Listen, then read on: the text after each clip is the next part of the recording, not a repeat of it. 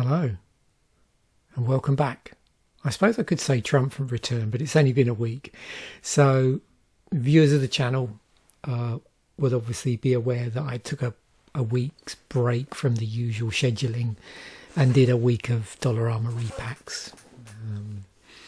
And that was, as I think I said in the description, it's really just to rest my voice for a week, as I like to do every so often. I normally find I run into a little bit of problems in my voice. Still sounds a little bit scratchy, and it's normally around the time when we get a lot of pollen in Nova Scotia, which is sort of mid-May, I suppose. And then also as the winters come in, sometimes I get a little bit of problems at that point in time. But so I think it's nice to do that every so often. And to just slow roll some packs. In this case, it was Dollarama repacks, but I do enjoy them. And I had 6 of them sitting on the shelf. Just means now I've got to buy some more, ready for Christmas. But that's a whiles off yet from recording this video. So yeah, so we're back into deck musings, and it's nice as well with a week's break. I really look forward to these. I mean, I look forward to them anyway, but when you have a break from them, you come in with like a renewed vigour. And so this is where we are. So we're going to be talking about a deck from Pro Tour Kyoto. Glad to see the pronunciation hasn't improved in my week off. And yeah, we're going to be talking, you'll see the deck in a moment. It was actually, if you're familiar with the event, I'm going to be talking about the winning deck, so you might know what that was already if you know about this event or remember it.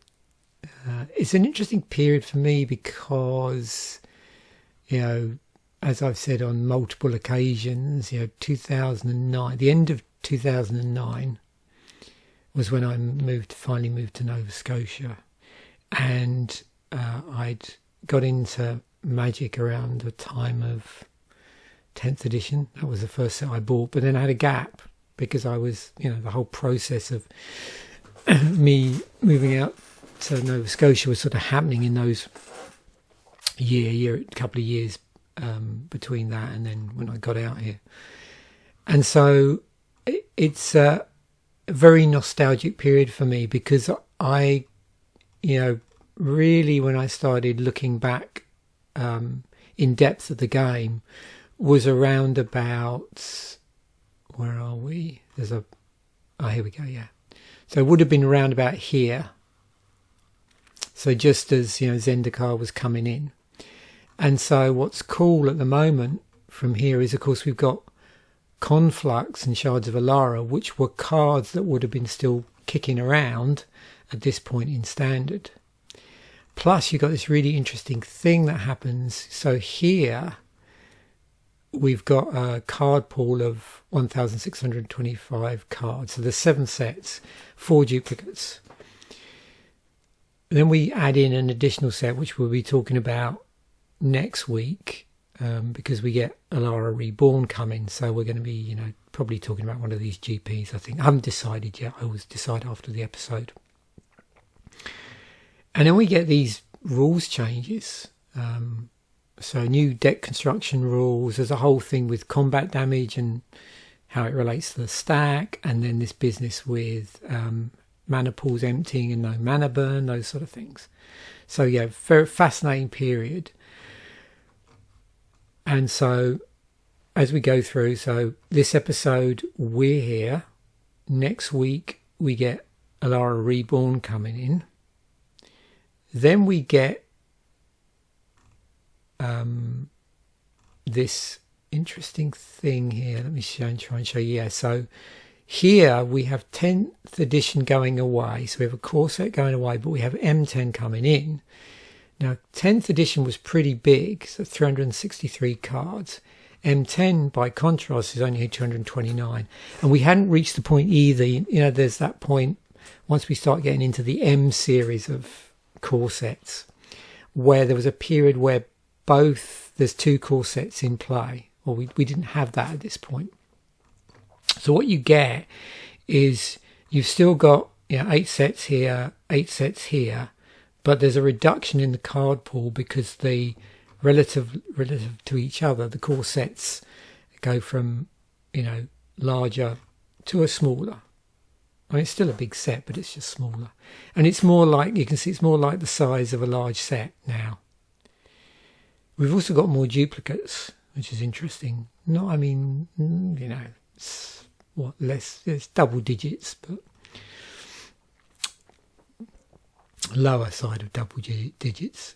But then what happens, because we lose all of that whole 2 lots of mini blocks, Lorwyn, Morningtide, Shadowmoor, Eventide, just go once we get Zendikar coming. And you can see now, look, the set sizes on the large sets and small sets are getting much more consistent. Everything's like, look at these numbers. Yeah.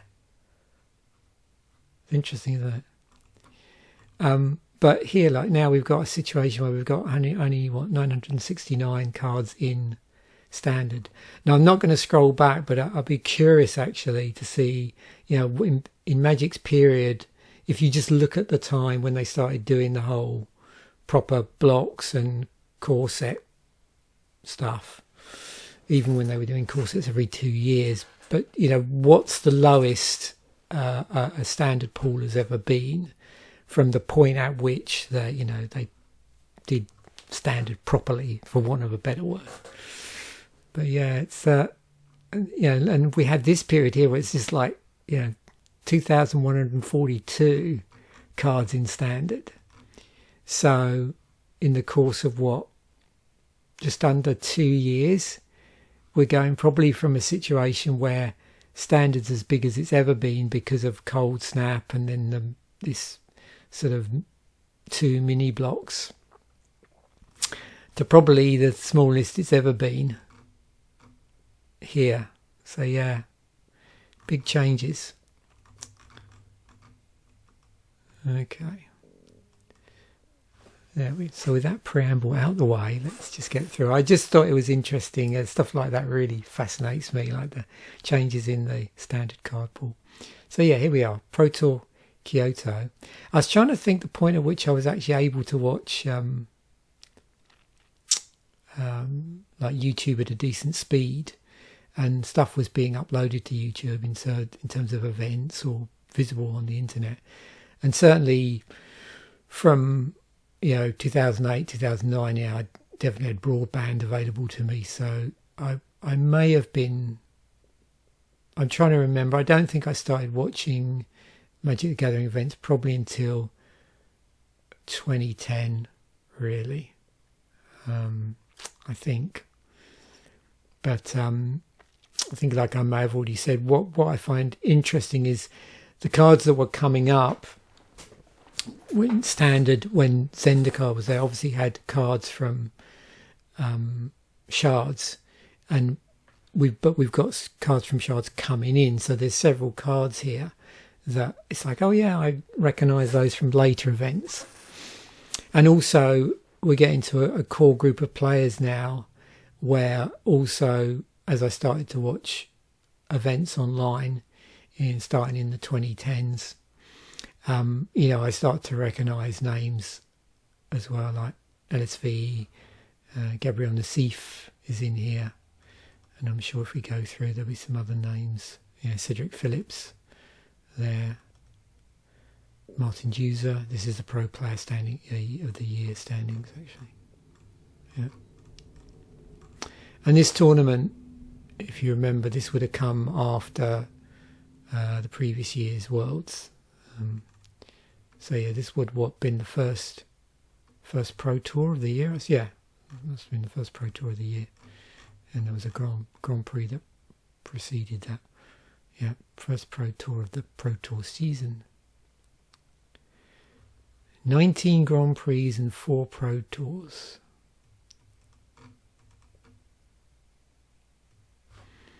Okay, so what are we looking at? Well, yeah, Gabriel Nassif's deck. 5 colour control. So what else have we got in the field in the top 8 for this one? So we got, what's this? White blue tokens. Okay, we're going to see a lot of stuff probably we've seen before, but certainly in this deck we've got stuff like this. Interesting to see what turns up in the sideboard. Dark Exalted. So yeah, Exalted was a thing around that time. White Red Vengeant. Probably a namesake of this, I imagine. Fairies. More tokens. There's a White Red Kithkins. And another White Red Vengeant. Look at the land base on this. So yeah, I'm looking forward to looking at the deck actually and really breaking it down. Yeah. Okay, so we have one Pithing Needle, main decked. So as Pithing Needle comes into play, name a card. Activated abilities of sources with the chosen name can't be played unless they're mana abilities. So yeah, a great way of dealing with problematic things. Interesting to see if there's any more copies in the sideboard.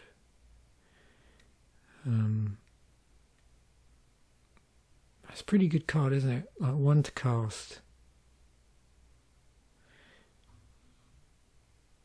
Activated abilities, remember, of sources with the chosen name can't be played unless they're mana abilities. We have 13 creatures. It's a control deck. So we've got, and look at the where the curve starts. So we're at 3. So we've got 3 of a 3-drop, Plumeveil, 4/4 for 3 with flash flying, but it does have defender. And that came from Shadowmoor. 3 Wall of Reverences, 3 and a white 1/6 defender with flying. At the end of your turn, you may gain life equal to the power of a target creature you control. So we got defender here, and makes sense in a control deck. But we've also got life gain, which is sort of helping us not die. I wonder if there's going to be anything in here that exploits life gain as a resource, actually, or life as a resource. We'll see. If there's any black cards in here that maybe do that. Good old Mulldrifter, 4 of those. 4 and a blue, 2/2 with flying. But, with this we've got Evoke. When it comes into play, you get to draw 2 cards, but you can evoke it for 2 and a blue. So then it's a 3-drop. So yeah, I mean with this, not surprisingly, it's here for its card draw. But if you want to hold out and have it as a 5-drop, then you can have a 2/2 body with flying. And then we've got 3 Broodmate Dragons, so 3 black, red, green. I believe this is the only card in the deck that requires a green source. So we didn't have this in here, maybe had something else without green. And I suppose it would be 4 colour control, but it's 5 colour control. This is the only card with green in it. It's got flying. When it comes into play, put a 4/4 red dragon creature token with flying into play, and it's a 4/4.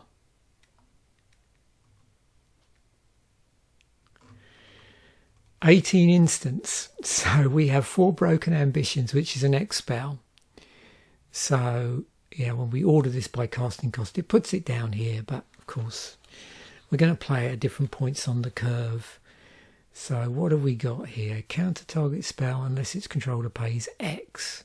Clash with an opponent. If you win, that spell's controller puts the top 4 cards of his or her library into his or her graveyard.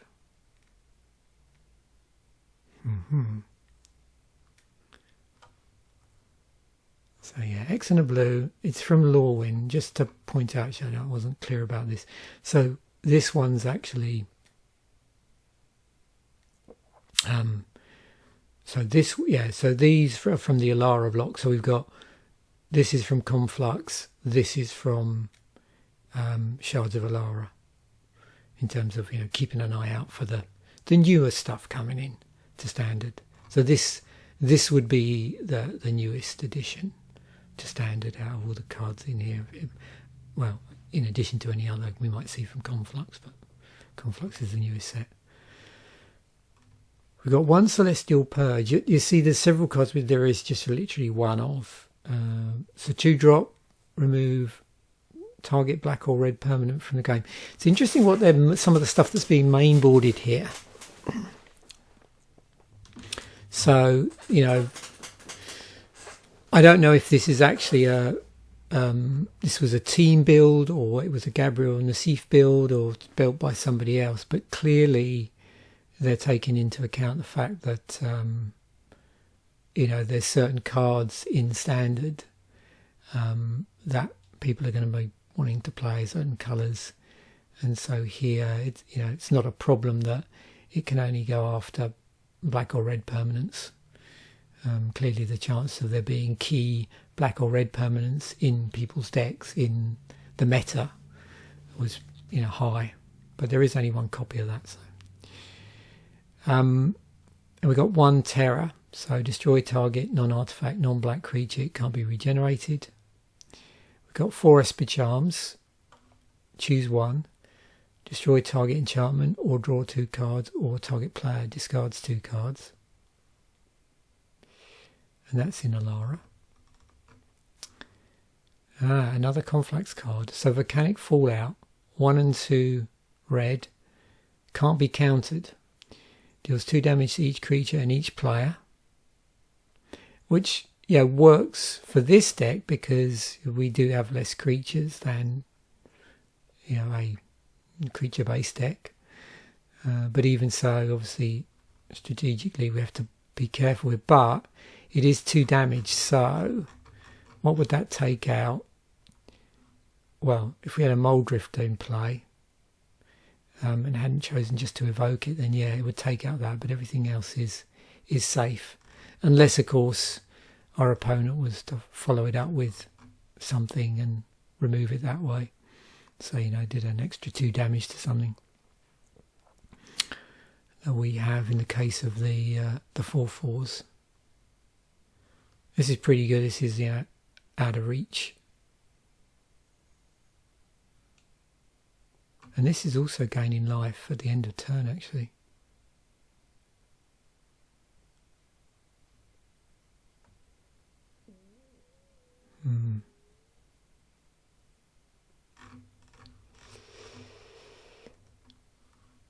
So yeah, 4 Volcanic Fallouts, and then we've got 4 Cryptic Commands, so it's 4-drop instant, 1 and 3 blue, so we'll probably see in a moment that we've got quite a bit of blue in the deck. We'll have a look at the colour pie as well, make it a little easier to spot. So choose 2, counter target spell or return target permanent to its owner's hand, or tap all creatures your opponents control, or draw a card. So we get to pick 2 of those. And that, as you can see, is from Wydwen. So our land base, well, we've got all sorts in here. But notice a number of cards from the, you know, the 2 mini blocks. So we've got these ones, this one from Eventide.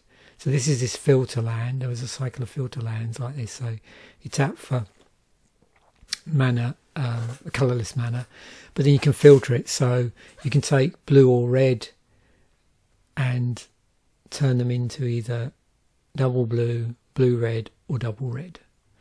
2 exotic orchards. Add to your mana pool 1 mana of any colour that a land an opponent controls would produce. So I think most of the... So, of course, we're in a position where we're playing 5 colour anyway. So that's, you know, hopefully one of the colours of whatever our opponent's producing is going to be useful to us. But also I think all the decks we looked at, weren't they at the very least all 2 colours that were in the top 8?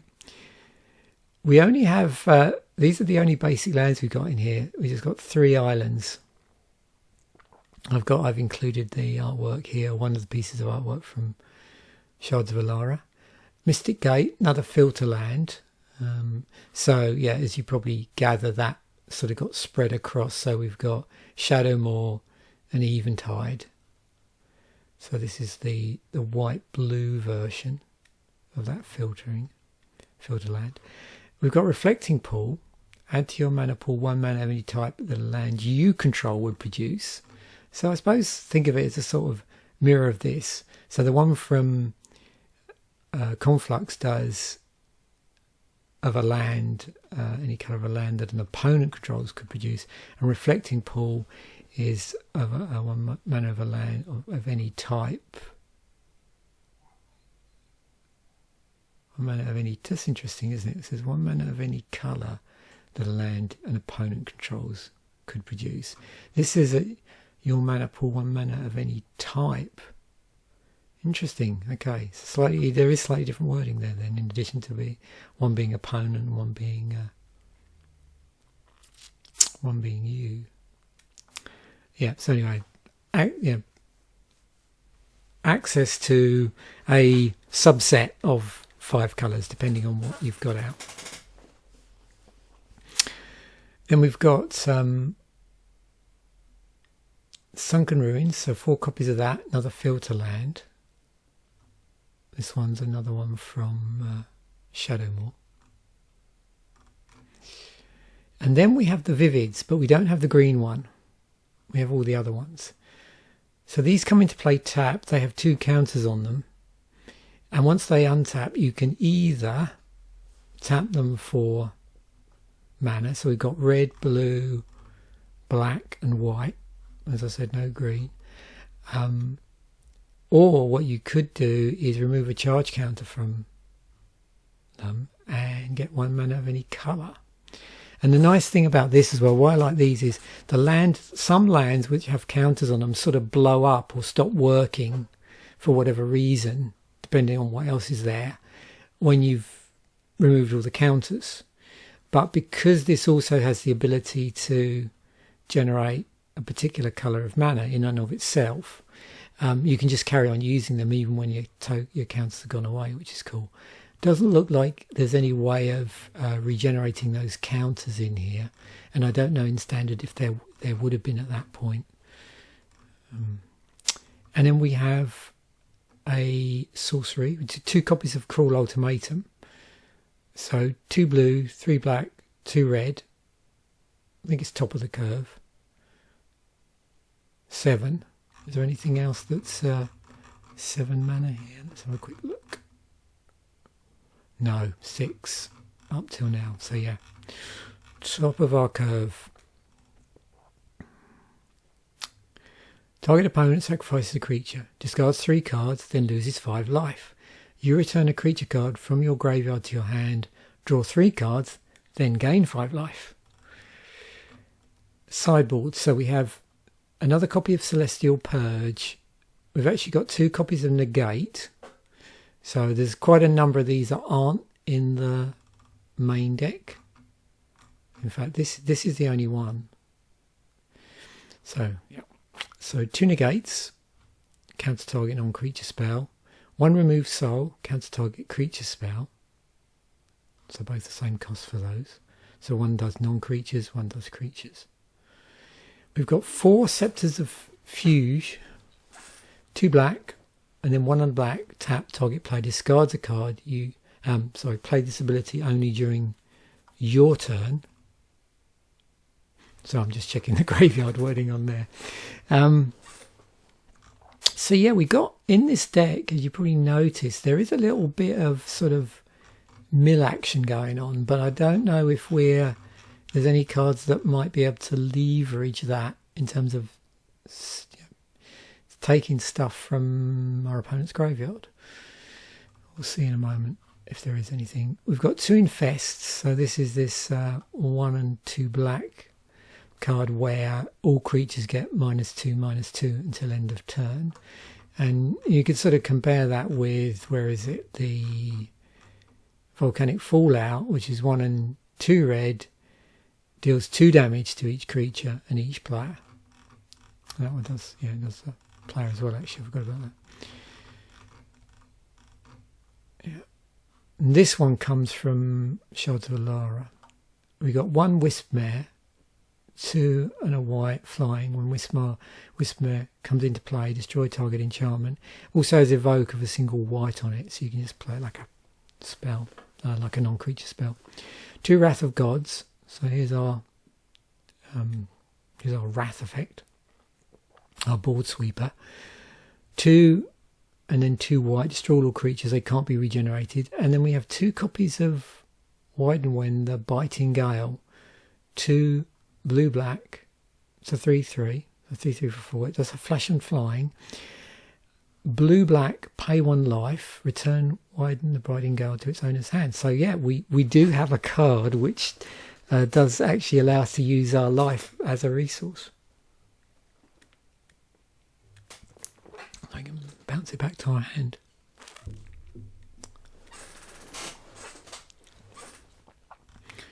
Okay, that's it. So yeah, interesting, isn't it? Like they've got all these sort of targeted. So you know, you've got sideboard cards that are going to deal with non-creatures. Ones that are going to deal with creatures. We've got stuff that does a, I don't know what you call this, like a, I think there's a specific name for this, isn't it? Like this whole idea, -1/-1 across the board, or minus across the board, should I say? And it'll probably come to me when we look through this. Actually, it'll probably come up as a tag, maybe, like a sort of soft wrath, a wrath for small stuff. So and of course in our deck, the only thing that would take out, unless somehow you know we're dealing with stack damage, would be this if we opted to play that out, but not evoke it. Yeah, so that's interesting. And then we've got way of dealing with enchantments, and then our wrath. Oh, yeah, cool. And as I said before, there's a Mainboard Pithing Needle. Interestingly, only 1 copy of that as well. And like looking at sideboard as well, there's 4 copies of Scepter of Fugue. I'm assuming they were expecting to, mainboard everything there, or a potential matchup where you would want to have 4 copies in your deck.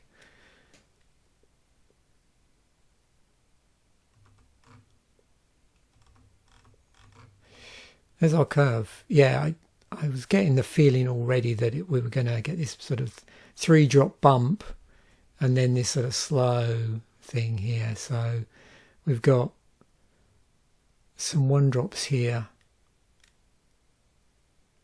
and then boom, going down. And then here's the pie I was taking a look at that. You can see the reason why.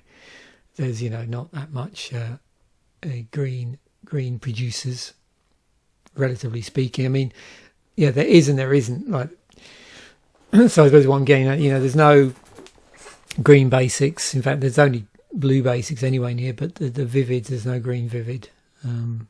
So all of the green mana is coming from anything in that deck that's capable of producing multiple colours of mana, either the counters on the vivids or those lands you saw there, which were generating mana from either your stuff or the other card, which was their stuff. But yeah, again, it's sort of, I suppose, clear from the cards we've seen and the mana production that we've seen that the main base for this is blue. Obviously there's other 5-colour decks, and I suppose white was a surprise to me until I looked at the breakdown of the deck. Often I always associate, going back, I suppose, 5-colour green, I think as it was called, where the green formed the basis of a lot of 5-colour decks because there's a lot of green cards that had access to multiple colours. But in this one, our biggest percentage of our pie is blue stuff, both in terms of the mana base and the, not surprisingly, the cards that require it. I don't know if there's anything else I want to add. I was really looking forward to looking at this deck. I don't know how many 5-colour decks we've looked at so far, but it doesn't seem that we've looked at many. You can see this. This is generating or filtering for blue. This is filtering for blue. This is filtering for blue. So yeah, it's blue everywhere. Okay, most important thing, basic lands. So yeah, nice artwork for it. This always looked really strange to me. I was, is this supposed to be, yeah, I can see, so it's like peeling back, this backdrop I suppose it's supposed to be, isn't it? And then behind it we've got this sort of weird night, but with the grid, yeah.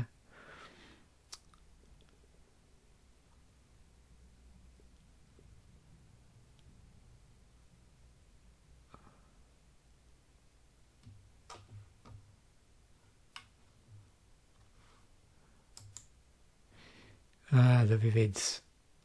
So I'll go through these and then we'll riff around a bit on the last one. So the blue one, because you probably gathered it was a cycle. So you can see quite a lot of reprints, and we'll look at the tags because the tags are going to be similar. The bottom set of tags are going to be similar, if not the same, for all of these.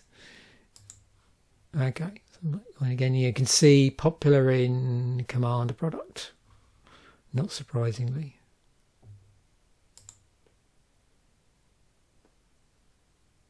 I'll try and remember. We'll look at the green one. We'll just go back up and have a look at the green one as well once we start going down. So yeah, you can see a lot of times it's turned up in Commander. This one was actually in the premium deck series as well. Was this? It's interesting. It says it was in the Plane Chase anthology. Why do I not? Oh, there it is. Did I miss it? Maybe I'm not paying attention. Yeah, sorry, there it is. Crazy. Yeah, so Modern Masters. Did they include them all in Modern Masters, maybe? Yeah. Okay. But is that the only set where, it looks like that might be the only set where there was a full cycle? Okay. Oh. Not that I don't know if there's any difference ever in the artwork apart from slightly different shades. Yep. Okay. Let's go to the tag before I forget. Right. Cycle of Vivid Lands. Rainbow Lands, yeah. There's a whole load of those ones that just have the ability to produce,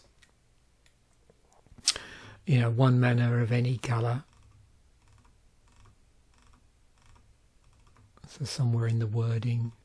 And that might be dialed back a bit in some way. Like it might be dependent on things like creature types or types of spells. Notice here they're not including cards that sort of indirectly do that, I don't think. So I'm not seeing things like, fetches that do that. At least, not at the moment. Just waiting for something to bounce out to disprove that statement I've just made. No. You've got things like, Rupture Spire as well. Transguild Promenade, which crop up quite a bit in Magic. Because you've got these like additional costs here. Yep, comes into play tapped. When it enters the battlefield, you sack it unless you pay one. Same thing here. Various all variations on that.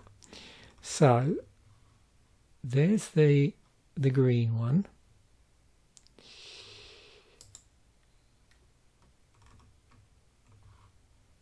As we said, yep, there's our cycle. If we go into the green one, that was also in the Slivers deck. In fact, because was the Slivers was a 5-colour deck, wasn't it, I think? but I don't know if they were all... No, they weren't all in there. Just the blue and the green, was it? Yeah. Just the blue and the green. Yeah, that deck's out of reach, unfortunately. I do have that deck, as you know. If I had, I was tempted to reach over and look at the mana base for that.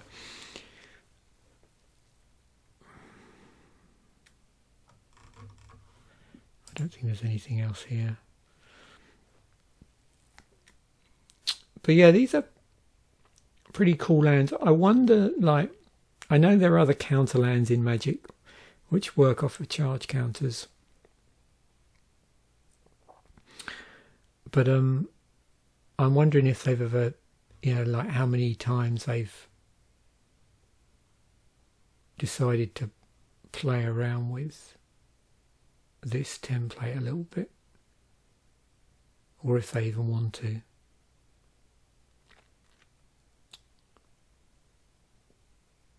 I suppose some of the other lands that do have use counters as a way of generating mana have sort of done that in different ways.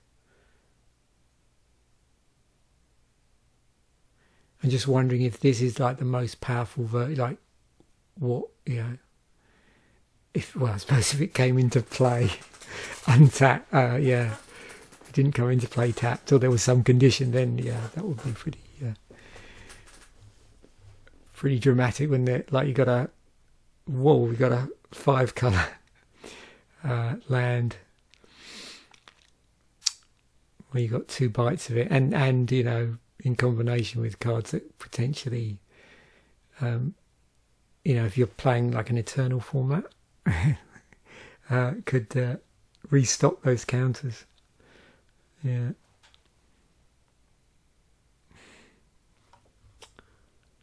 Right. Good old Reflecting Pool. That's from, yeah, I keep forgetting that came from Tempest.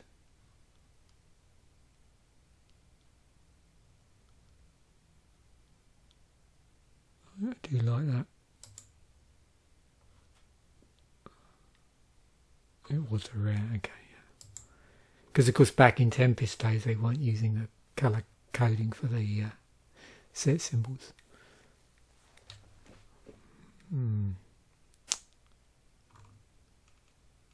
Oh, I'm really enjoying this. This is. I just want to sit here and look at cards and not really say much, which doesn't really help the video much. But oh dear, there's something about this card. I don't know what it is. Yeah. So there was a cheap version of it in Conspiracy. I wonder if we'll... No, I already looked at Conspiracy, didn't I? I think this week I'm going to be doing the next Conspiracy thing in terms of, you know, physical cards. Going through my binder. But it's terrible, isn't it? I mean, that was 2 weeks ago and I just don't remember whether I did see any... I don't think I had a Reflecting Pool in there.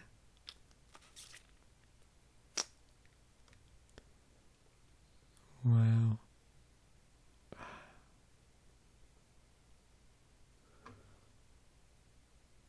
I should track down, see if there's a sort of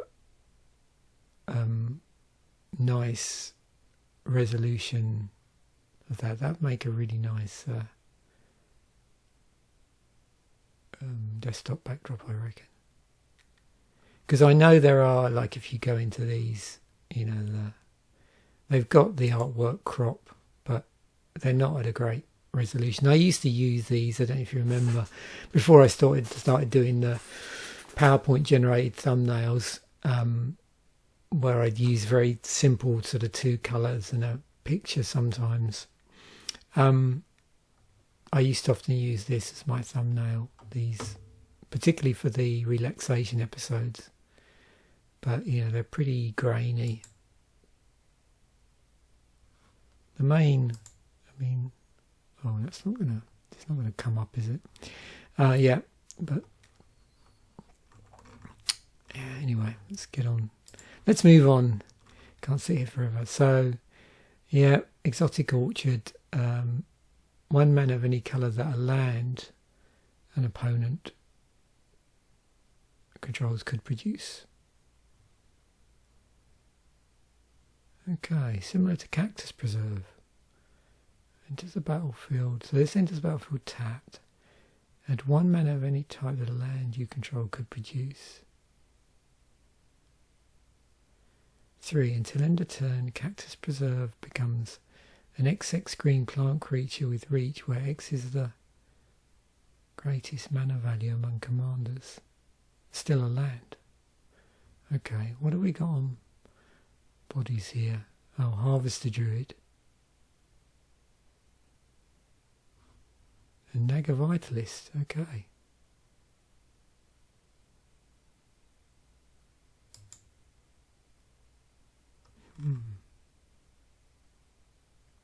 Yeah, and it's not surprised to know, I suppose, there's a whole load of mana dorks of various descriptions, which do the same thing, which have that stapled to them.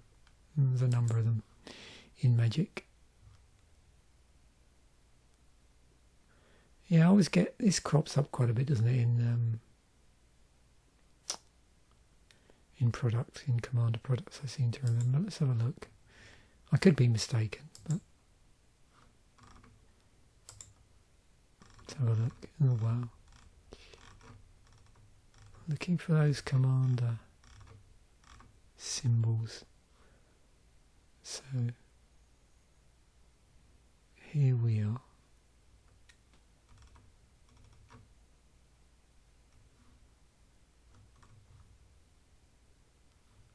Conflux, Plane Chase, take the crown. Okay, well, so not until later then. Interesting. So fairly deep into the Commander stuff. Yeah, I did have that feeling though that they suddenly started appearing.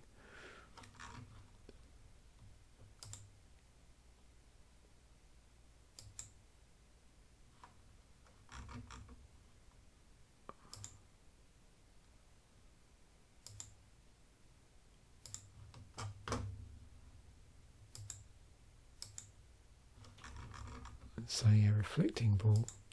Then we actually have, so we looked at that. Sunken Ruins is in here. So this full colour of filter lands. Again, let's have a look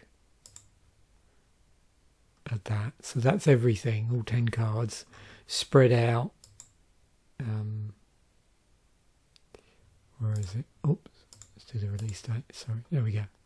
Bit easy to see there. So there you go. There's the Eventide ones, and then we got the Shadow Maw ones. Did I get that around? Yeah, got that around the wrong way. That's better. So yeah, Shadow Maw first. So they spread it out across within the same mini block and covered them all. So what do we got? Red green's allied, black red is allied, that's allied, so is that, so is that. So it is, so enemy, enemy, enemy. Yeah, so it is allied then enemy. So Mystic Gate.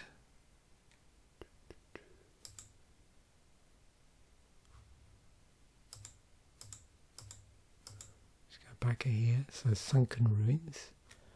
That was in Zendrakar Expedition. What I'll do is I'm going to stop on when we get to the last copy of this, and we'll dig down, because again the tags are going to be very similar, if not the same. So there's the Mystic Gate, the Cascade Bluffs. There were 4 of them, weren't there, in the deck, I think. Okay, Cascade Bluffs. There we go. Let me just go back here and make sure I didn't miss anything. Oh yeah, no, we did see, yeah, so we did talk about Exotic Orchard, that's good. I was just a bit worried I might miss that. So yeah, we did look at that one. So there we go. So it was 3, not 4. Okay, good to know. Right. So I will go down here through the tagger. Yep, Shadowmoor filter land. I always was under the impression that there were other filter lands. So we should be able to go through here. So this is the cycle we've looked at specific to Shadowmoor. So dual land. Let's look at mana filters. And because this I know has come up before. It does. I do find it very interesting. You can see here we've got first printing. So, we had it on Celestial Prism, but then there was a whole load of, sticking it on a creature. The Initiates of Ebon Hand is probably the one that for some reason, sticks in my head.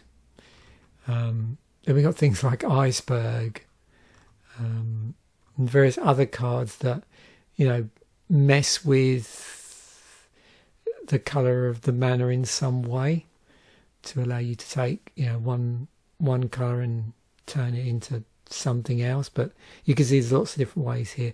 Yeah, this was an interesting cycle. So these do colourless, but then they have this weird filtration system going on, but it gets pretty pricey on these. So they're, like 3 colour lands, and there's 5 of them, so there is a cycle of them. And what do they do? That would be, in terms of the colour pie, that would actually be, it's funny we're talking about the time of shards, but that's a shard, isn't it? Because it's going to be white, green, white, blue, sort of, adjacent to one another.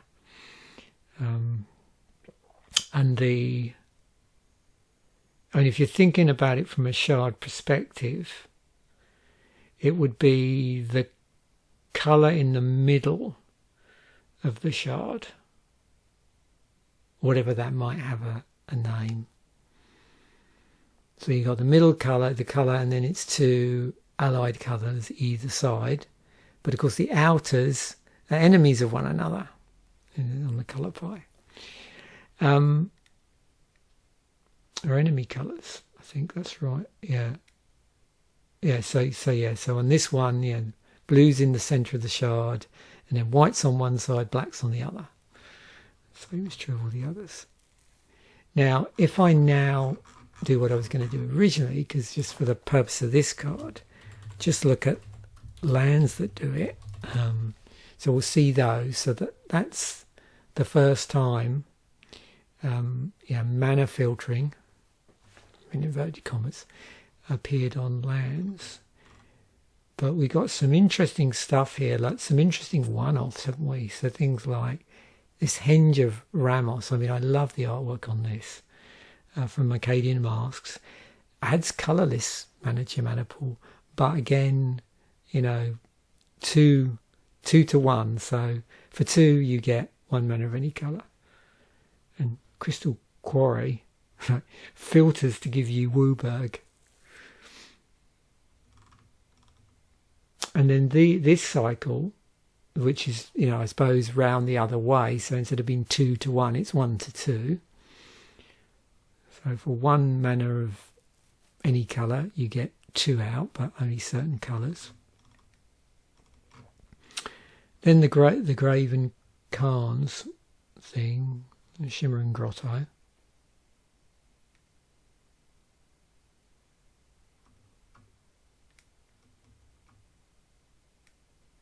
So yeah, we had, in this period alone, see how far we go. Yeah, so from here to here, these are all filter lands from those sort of 2 mini blocks. We just get this one from Lorwyn, and the rest all are in Shadowmoor. Okay. And then Unknown Shores, which is that a functional reprint of Shimmering Grotto. Add 1 to your mana pool, 1 tap, add 1 mana of any colour to your mana pool. Add 1 to your mana pool, tap, 1 tap, add 1 mana. Yeah, and then things like Opal Palace, this would, you can see here, did that first appear in a commander? Did I correctly put, yeah, it's first printing I did. So that, yeah, first appeared in a commander product in 2013.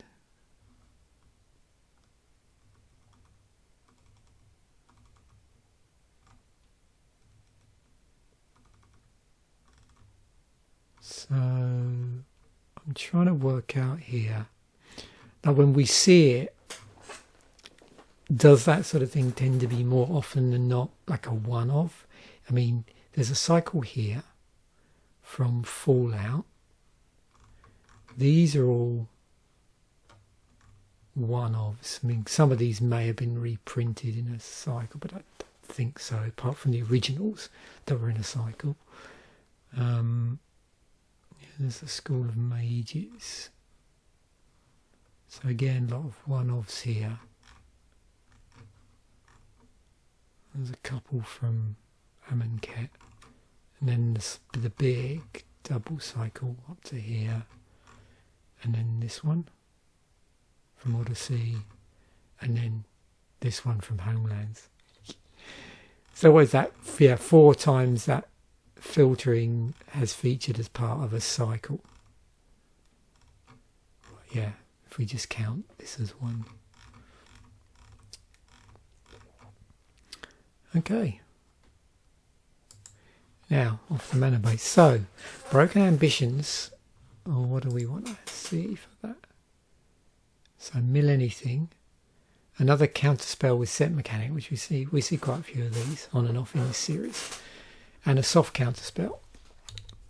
And if you remember, soft counter spells, they give the player a chance to buy off the counter, such as with mana payment, or could be something else, as opposed to a hard counter spell. Spells that counter stuff. See child tags for variance of the behaviour, notably counter spell soft, which gives the opponent a buy off cost. And you know, we've seen, particularly in the sideboard, there's more. There's more there's more countering in here.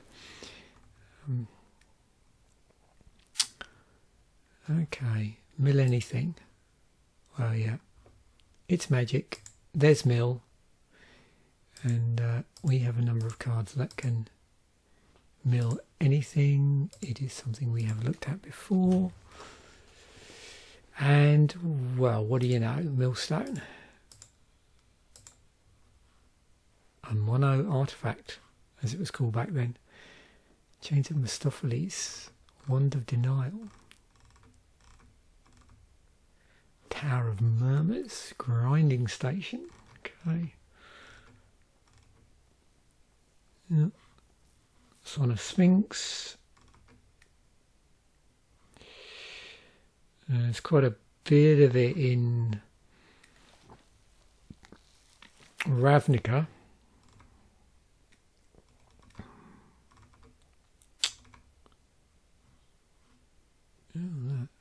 Well, it's interesting artwork. How much is that? 52. Okay.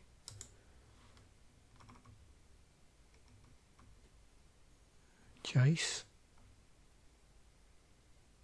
Lorwyn Jace.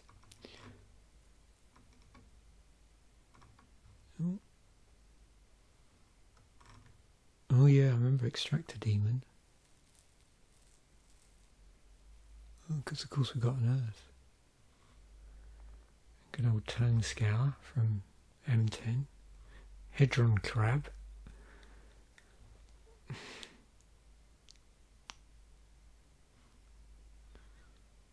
Yeah, I'm really looking forward to when we get to the Zendikar era. Seeing what I can remember about tournament decks from then. Shriekhorn. There's Jace Memory Adept.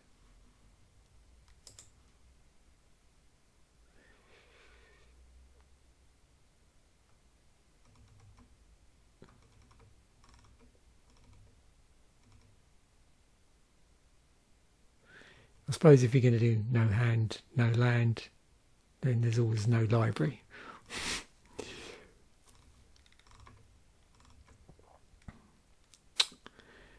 Yeah, it's yeah, mill's a fun thing to try out in blue-black, definitely. There's some, yeah, cool blue-black cards that work really interestingly together, interesting synergies that, you know, benefit from the fact that, you know, your opponent, whoever you're targeting, is sticking stuff in their graveyard, and ways that you can leverage that. You get that combination of blue-black. And also you got, you know, some pretty dramatic mill cards in blue.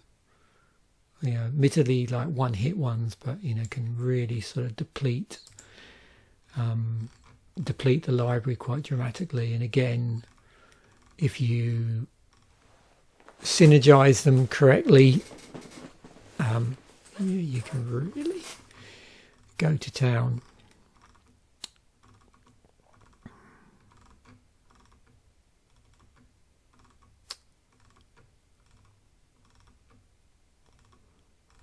Yeah. Moving on. Esper Charm. Yep. Shards.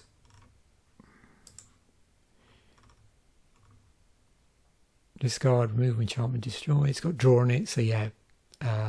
Enchantment, destruction. And this is mainboarded. Card draw. Or discard for 3. White, blue, black.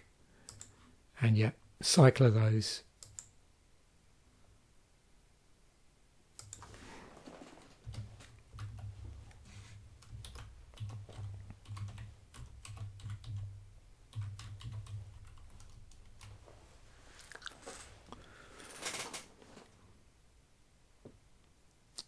Oh, wow. It's funny,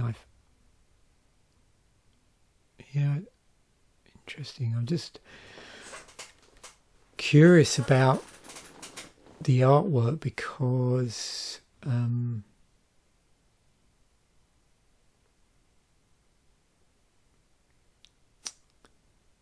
with this,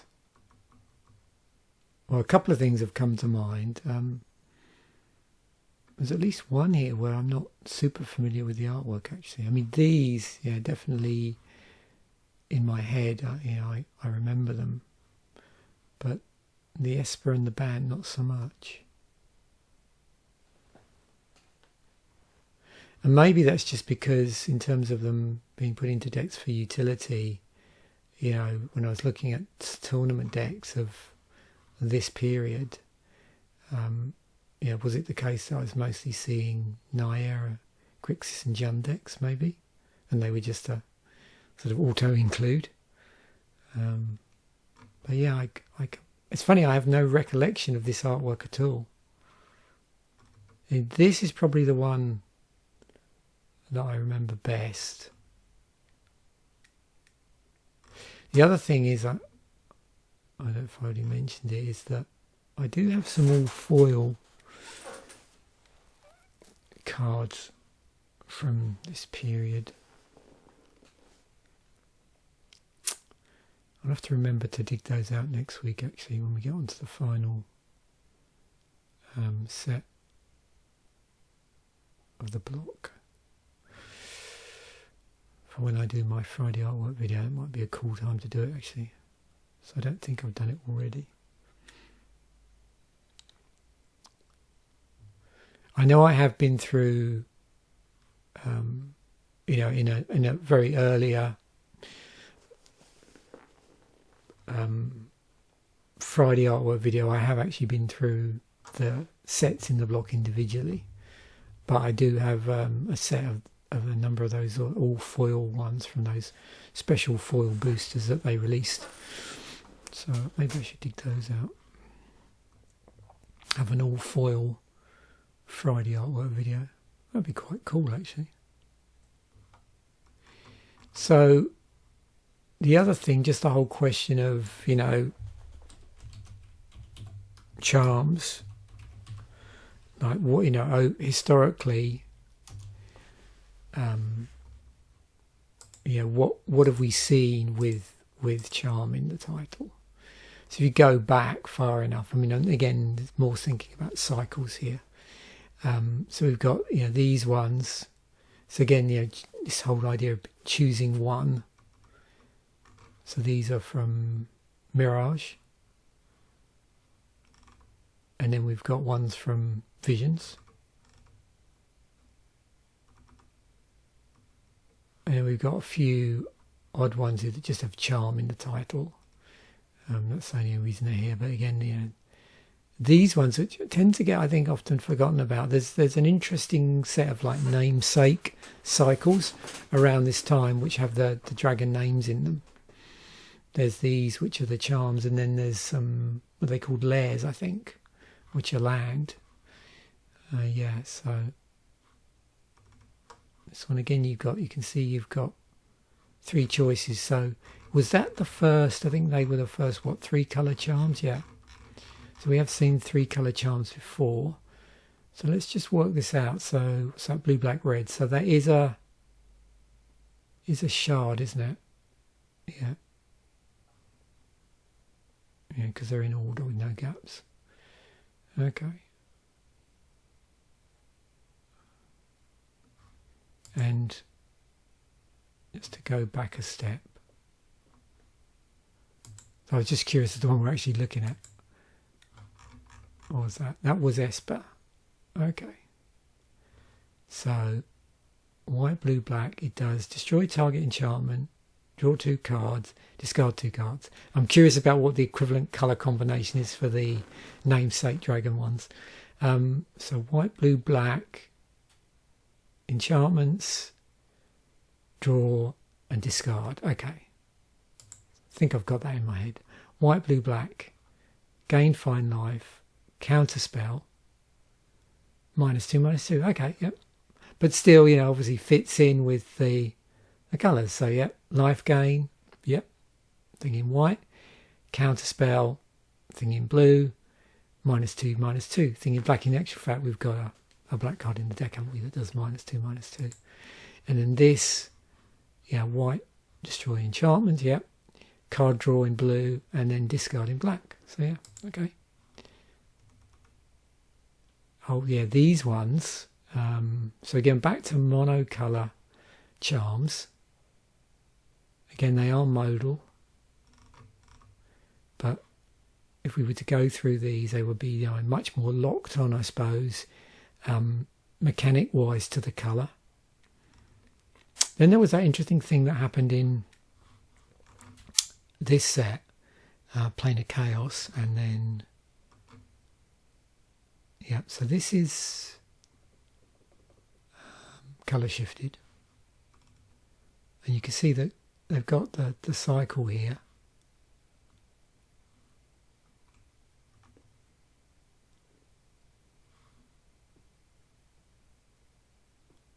But I think I'm right. This is the only... Is this the only colour shifted one out of the cycle? Pretty sure it is a cycle.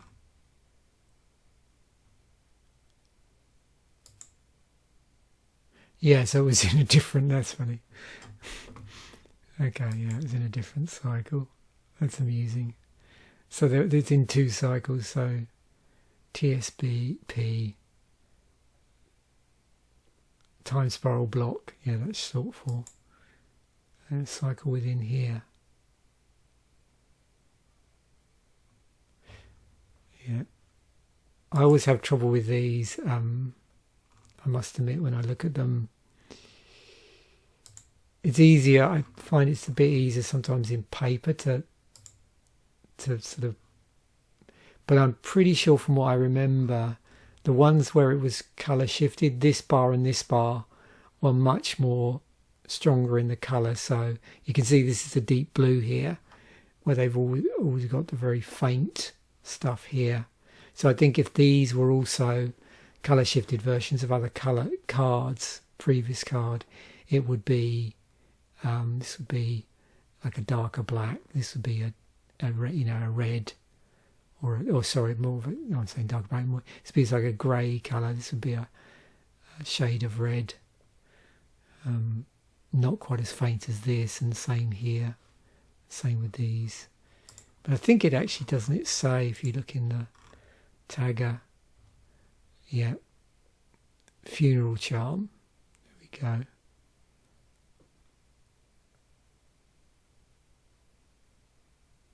Gains Island Walk on this one because it makes more sense. Tiger is +2 -1, and then so they've slightly tweaked that. I don't think the others.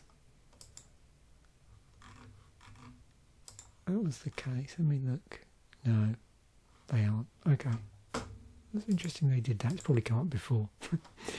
Okay. Oh, and then here's our charms, and then we have the ones from Return to Ravnica. So the 2 colour ones. But again, you can see they got three choices. And then these, which were from Khans of Tarkir. So these were, so the 3 colour, but they're wedges. Because the outer 2 are allied colours. And then the gap between these are enemy. So you get a wedge shape instead. So the middle colour is the enemy of the 2 outer colours in a wedge, as opposed to in a shard where the middle colour is the allied of the 2 ones either side of it. And then the outside one is the outside ones are the enemies. And this one, the outside ones are the allies. So yeah. And again, look here, they've, the way they've, the templating's slightly different, or just the way they lay it out, should I say. It's like line by line. A bit easier to read.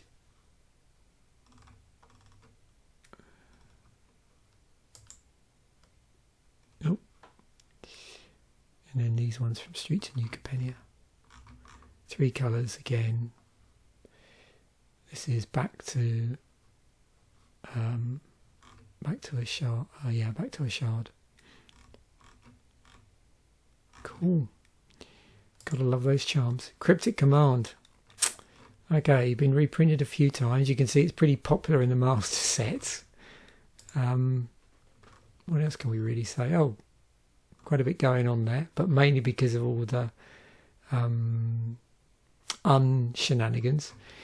Right, alliteration, counterspell, it's a meme, tapper of creature, cantrip. So yeah, another, you get to choose 2 out of 4. So modal, like those charms, but different way of accessing that. And yeah, a cycle.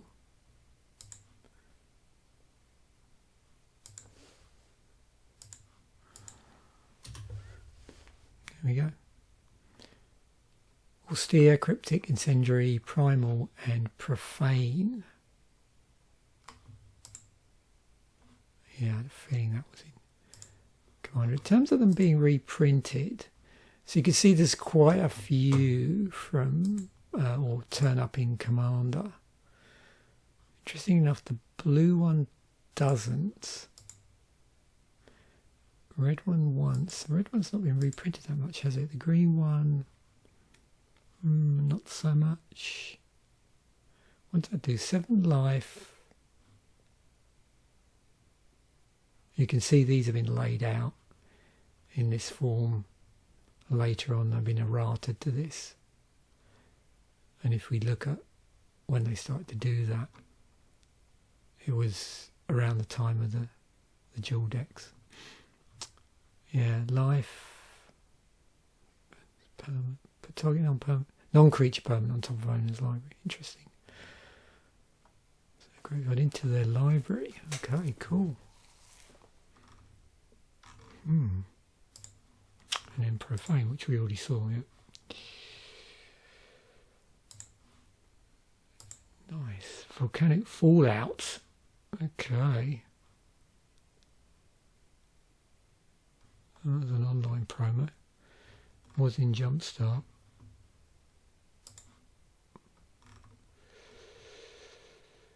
Okay. So yeah, burn. So we're getting 2 damage to each creature and player for 3, and it can't be countered.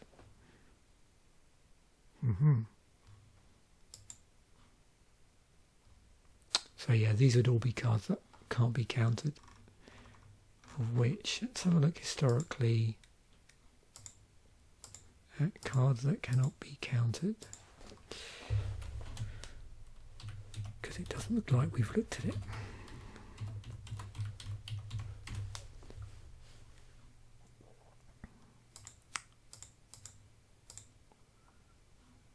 Okay, here we go. Oh, good old Obliterate.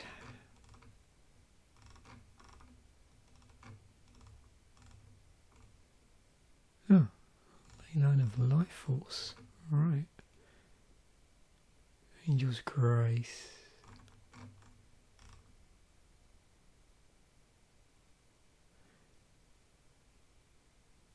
Yeah, it's interesting because I wondered that a number of these here are there because they're split second.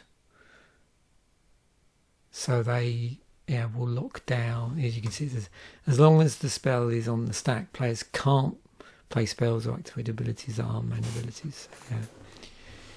So it acts as a counterspell hate. There's quite a few of those from this time.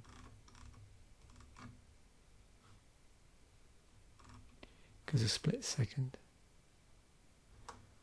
Yeah, I remember this, Banefire. It's X and red spell. If X is 5 or more, it can't be countered by spells or abilities, and damage can't be prevented. It is at sorcery speed, I suppose it's got one thing. Oh, yeah, Spellbreaker. There was a bit of a 5 thing going on as well. A little bit. Oh, of course, yeah, Terror Stomper from Zendikar. Can't be countered. Thrun. Oh, yeah. Abrupt Decay. Supreme Verdict. Voice of Resurgence. Yeah, there's some classics here. Joker. Of course, Altered Ego. Yeah. Chromium the Mutable. Okay. What about Chromium the Immutable? Niv Mizzet Perum.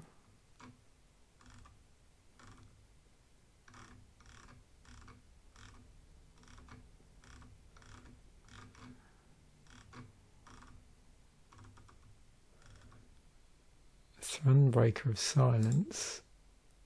Oh. Rise of the Eldrazi. 9 and 3 specifically colourless mana. Can't be countered. Destroy target permanent. Target player draws 4 cards. Take an extra turn after this one. Exile Rise of the Eldrazi. I would hope so. I don't really want that kicking around.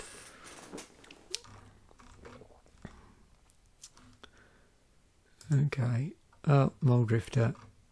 When haven't we spoken about Mulldrifter? Yeah. Similar to Cloud Blazer. I didn't even think about that actually. 3 white blue. You can't evoke it. Yeah. Similar to Thought Monitor. Okay. 6 and a blue. Does have affinity though, so that would tick it down. What's this? Form of the Mulldrifter. Oh, okay. Wave Sifter. Mulldrifter. Has Annihilator on it.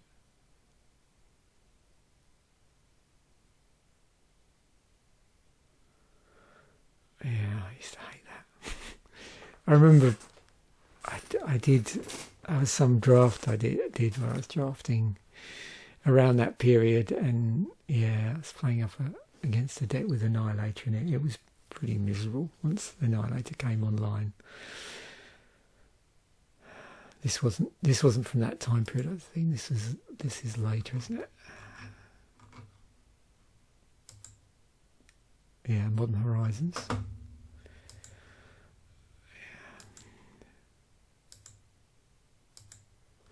Ah, Broodmate Dragon. I thought that had turned up in those resale promos. So I think I'm right in the sort of thing that would turn up. Sometimes you'd get stuff from Walmart, which would be, was it like, I don't know, 3 random boosters or something, and then you might get a promo with it. And yeah, and they had that sort of starting on. So these resale promos. There was another one like that that I used to see quite a bit that would turn up. Is it Hamlet back Goliath? Something like that. Yeah. Was it in Modern Masters and the Commander 2017? I'm assuming that must be the Dragon deck, possibly. What are they going to tag this up as? Okay, cool. Oh yeah, we look at twin creatures, because that's interesting. Where you get, you know, a creature that generates a token. So we'll definitely have a look at that. Okay. Oh wow. Interesting.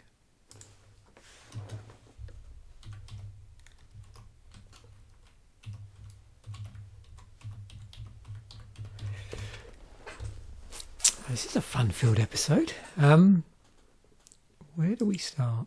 Yeah, let's do that. Okay, so it was a cycle of tricolored, but they didn't stick to the just having, you know, a single of each, did they? Because the Punish Ignorance was 2 blue. Counter target spells, controller loses 3 life and you gain 3 life. So you get like all the modes on it, everything at once. Yeah. Centrex, Spectre, flying, combat damage and an earth, flying and token, removing all lands from the game. When it leaves play, return the removed cards to play tapped under their owner's control. What? That's pretty nasty.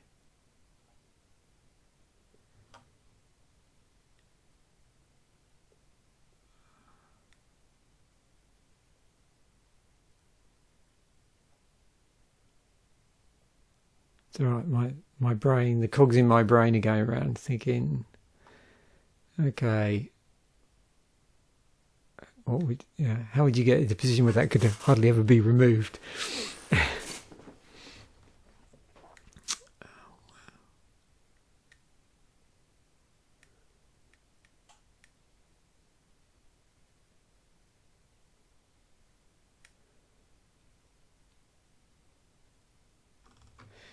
And in Stoic Angel, players can't untap more than 1 creature during their untapped steps.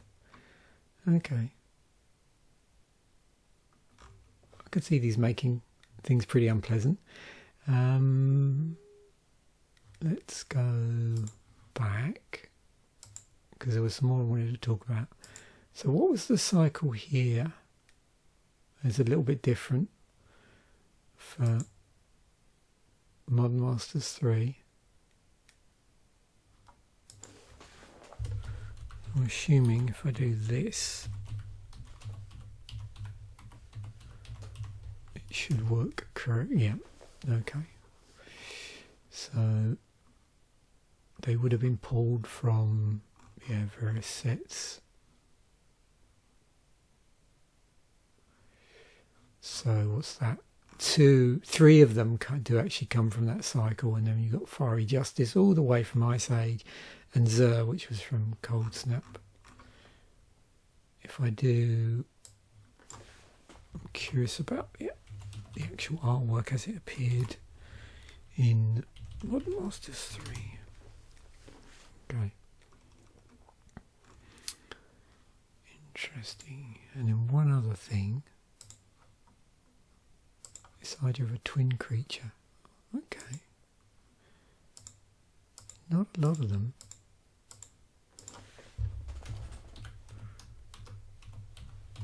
It looks like it's good. And there's a number of things in this episode which we've not looked at before. So I can sort of tell by the autocomplete. Yeah, I did have I was trying to rack my brains and think, yeah, there's a Legends that does that. And it's Stang. Wow, so if I've got this right, let me just check that is sorting correctly. Yeah, it's a big gap there. Stang, Broodmate Dragon. Then we get a few. So yeah, Armada Worm. Don't recognise that so much for some reason. Wingmate Rock, Desolation Twin,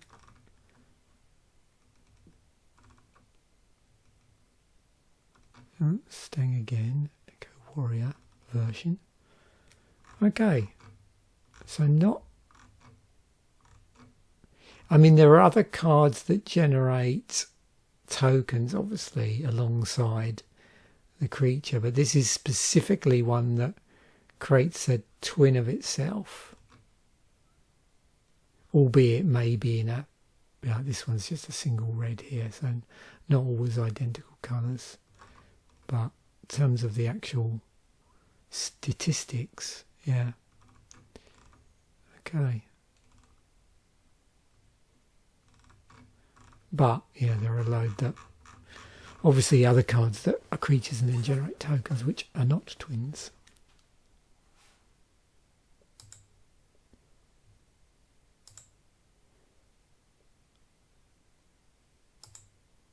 Okay, Cruel Ultimatum. Yep. It's a cycle.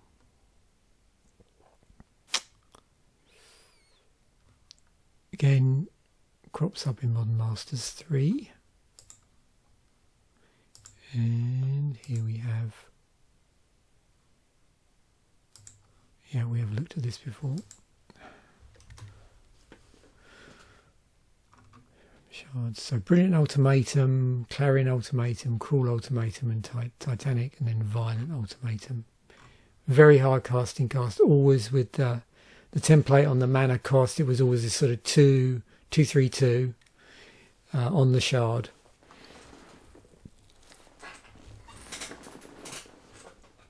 And, you know, I mean, just going through these, so top 5 cards in your library from the game. The opponent separates these cards in 2 piles. You may play any number of cards from one of these piles without paying their mana costs. Clarion, you choose 5 permanents you control. For each of those permanents, you may search your library for a card with the same name as that permanent. Put those cards into play, then shuffle your library. For Cruel Ultimatum, which is the one in the deck, target opponent sacrifices a creature, discards 3 cards and loses 5 life. You return a creature card from your graveyard to your hand, draw 3 cards, then gain 5 life. So it's almost like this sort of one thing, then another. Or in this case, you get one thing, then a succession that leads to another thing. So there is a card separation in between this one here. So there's and this one as well, you can see there's a bit in here, I suppose, for the search itself before you put them into play tapped. This has multi-parts to it. The fact that you're sacrificing creatures, discarding 3 cards and losing them 5 life on your opponent, and then you're returning a creature card from your graveyard, drawing 3 cards and then gaining 5 life. Titanic, I'm trying to work out which is the most straightforward of these. Okay, Titanic, is that the most straightforward? Until end of turn, creatures you control get +5/+5, gain first strike, lifelink, and trample. Okay. Violent Ultimatum, destroy 3. Okay, this is the simplest. Destroy 3 target permanents. So yeah, a bit all over the map in terms of the way the the rules is sort of templated out. 3 of them have this, you do this, then this, via this, or this, then this. And then these couple are fairly straightforward.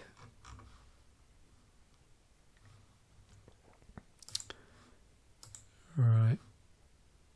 Let's go back a step. I mean, because of the different things they do, some of these cards just touch on so many different tags. You've got discard on here, you've got draw, you've got drain life, regrowth. Yeah.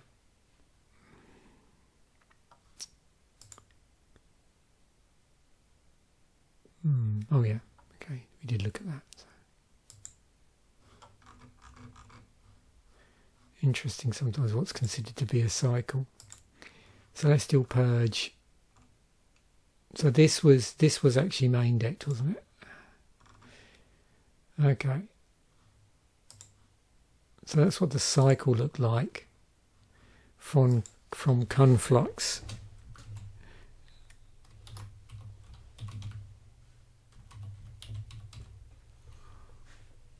Printing. I meant to say printing. Celestial Purge, Control Instincts, Corrupted Roots, Filigree Fracture, Ignite Disorder. So in terms of this, so you got the white one, black or red. So these are sort of going up against, hating against their enemy colours. So black and red is the enemy of white, and then red or green, the enemy of blue, and so on. So enchants a red or green creature and doesn't untap. Enchants a forest or plains. When that becomes tapped, controller loses 2 life. This one just out and out destroys artifacts or enchantment, but you get an extra thing if the permanent was blue or black. And then Ignite Disorder, 3 damage, but that's divided as you choose among any number of white or blue creatures. So I think, yeah, this is the only one where you get something regardless of what colour the permanent is, and then you get something extra. So that's interesting. But it is the highest casting cost out of all of them. So all the others are either 1 or 2.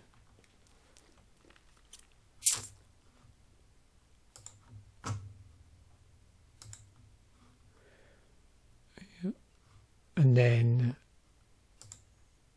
you can see that it's been a feature in other cycle combinations, which might have slightly different cards in it. So that's the M11 one, with Autumn Veil, Combust, Deathmark, and Flash Freeze as the other part of the cycle. There's the M10 one, Flash Freeze, Ignite Disorder, Mold Adder, and Deathmark. So a bit of a variant there. I think three the same. And then the Modern Masters 2, which is Purge, Combust, Deathmark, Flash Freeze, and Cobalt and Strider in that one.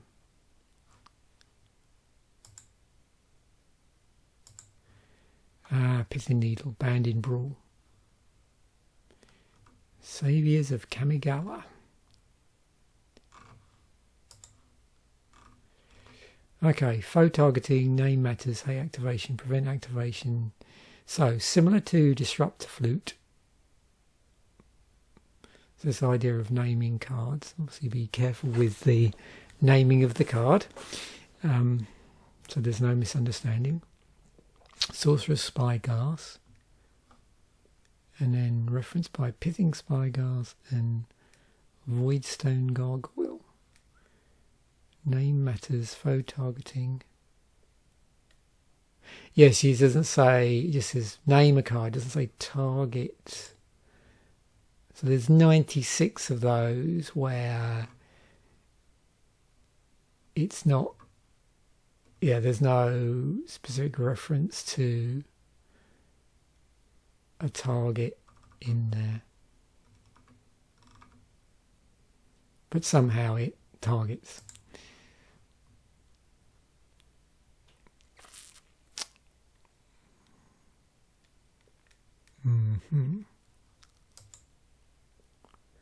80 prevent activations.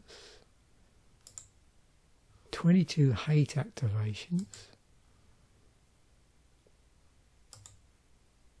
185 name matters. Effects that care about card names.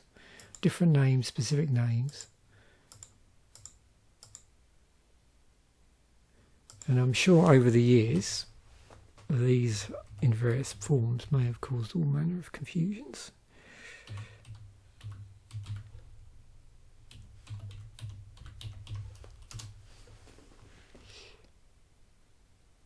Is first, I've done it again, haven't I? Printing. There we go.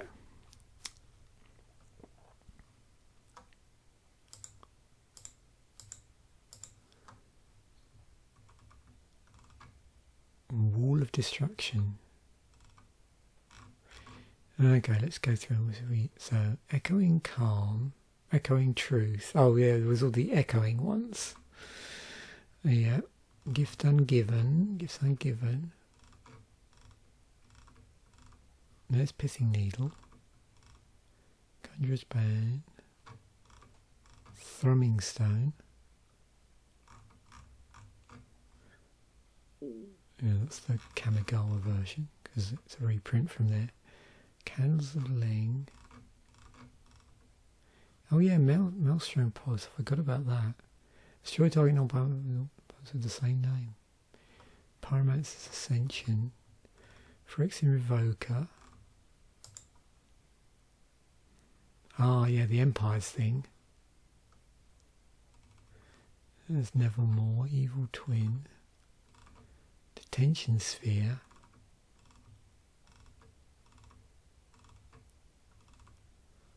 We've got a number of hidden agenda cards there which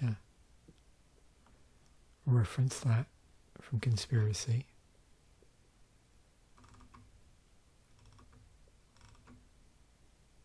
Wow, it's loads.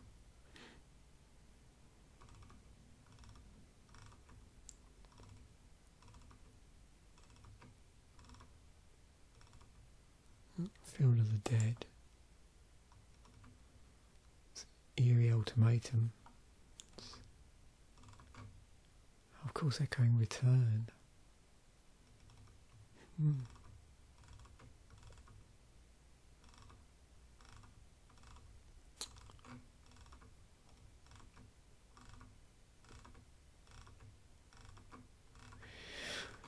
Yeah, I must confess, Pithing Needle is the one that I remember the most, really, looking at these. Yeah. Necrobloom, what does that do? Whenever land is to control under your control, it's battlefield under your control. Create a 0/1 green plant creature token. If you control 7 or more lands with different names, create a 2/2 black zombie creature token instead. Land cards in your graveyard had Dredge 2. That looks like fun.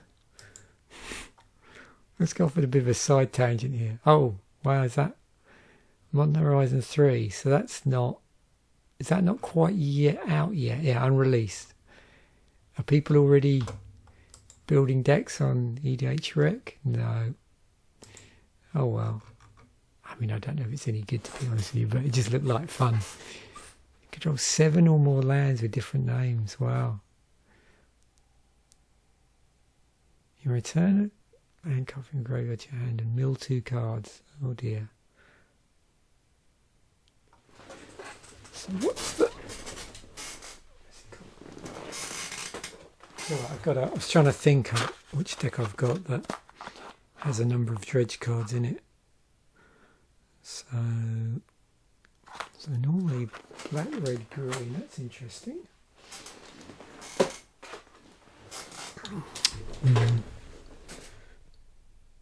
There is another deck, but I can't reach it from here. Which I can't remember what the 3 colour combination is there. Which might have dredge cards in it. Okay. Mystic Gate. How did that end up here? Oh, never mind. We've already had a look at these. I must have forgot to drag it across. So there's the other filter land that's in there. We've already had a look at those. Right, Terra. So yeah, now we're getting into sideboard territory, aren't we? Because we had quite a lot of individual cards in the sideboard. So yeah, this is all our sideboard stuff. Okay. Good old Terra. Yeah, Doomblade, Ghastly Demise, and these sort of cards we have looked at for quite a while. Mirror of Purge. Oh yeah, Shriekmaw, of course. So, if we're just curious here. Oh, don't even need to do that, do I? Let's flip this.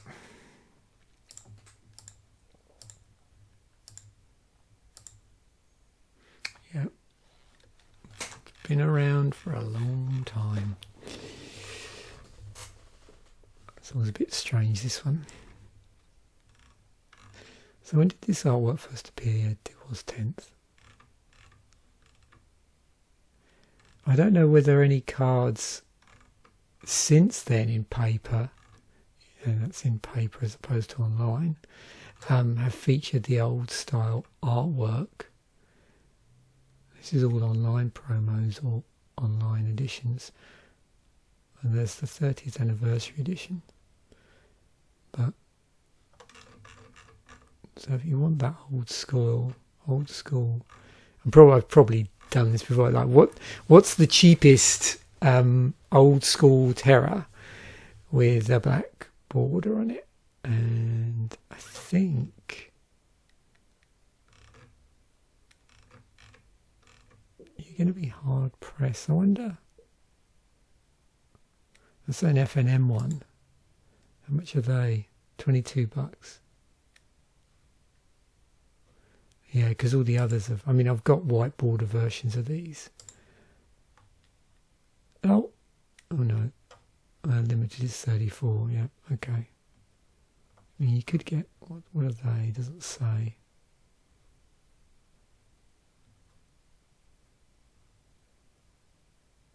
Yeah. Okay. Scepter of Fugue.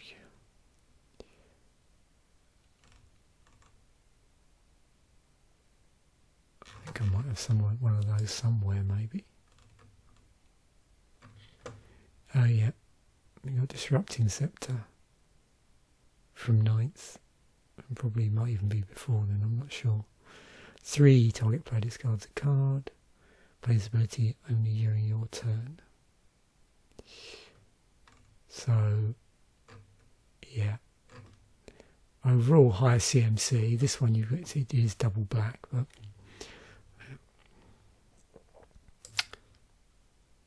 interesting. Yeah. Okay, so there's like a little mini cycle of Esper. Okay. In the set. So we've got Scepter of Dominance, which is the white one. Scepter of Fugue, which is the black. And then Scepter of Insight, which is the blue. Oh, that's cool.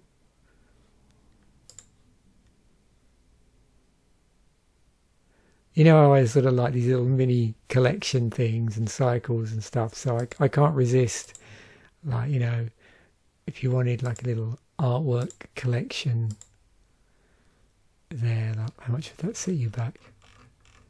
That's pretty reasonable.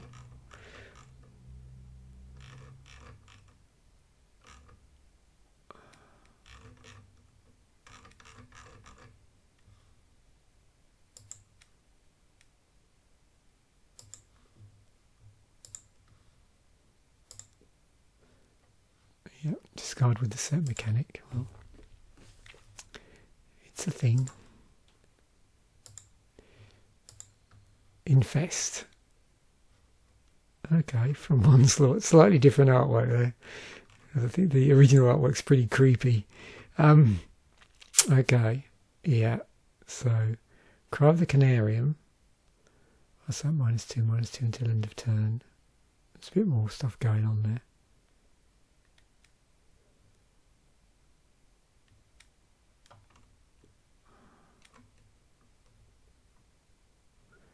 Flaying Tendrils. malicious malfunction. So this is worse than Choking Miasma. It's got Kicker on it. Drown in Sorrow, which also has Scry on it. Golden Demise, which has Ascend on it. And Persistent Haze, which also has... Oh, you get to choose, so it's modal instead. Okay, so you can either do the -2/-2 thing or the loyalty counter thing. That's cool, actually. That's a pretty interesting version of it. And yeah, Sweeper Creature Toughness, again, a thing we looked at before.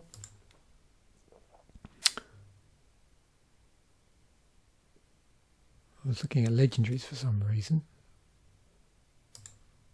Not sure why, but we'll see in another episode where I was looking at cards. I was probably curious because of maybe that card more than anything. Okay, but yeah, definitely, yeah, using -1/-1 as a method of removal. Yeah, definitely what's the tag on here? Is it? Yeah, sweep. So using it like a sweeper. Okay. Or to sweep, yeah. Yeah, Crovax. It's probably because I saw that Crovax was there, I reckon. You got things like Fester Creep. Definitely a good place for creepy artwork. Oh yeah, and then they stapled it asymmetrically to Massacre Worm.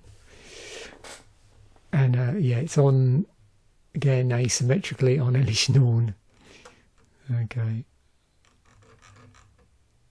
Oh, of course, Contagion Engine, I do forget about that. It's an interesting way of doing it.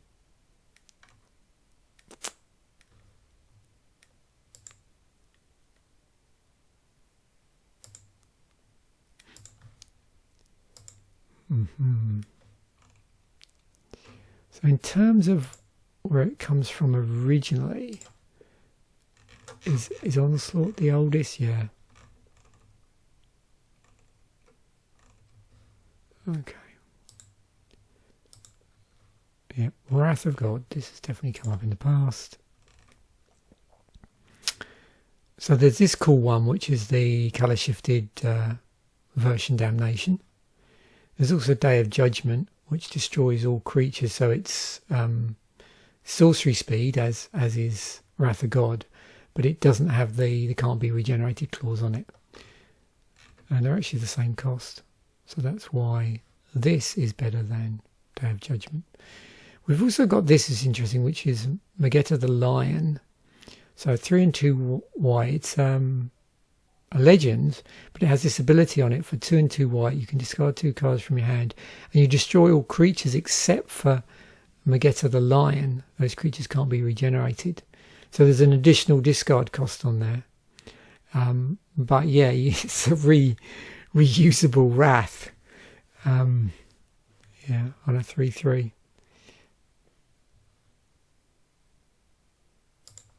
And yeah, as a thing, I mean,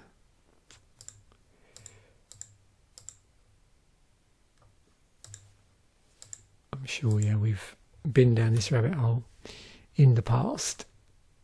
So there it is, way back then.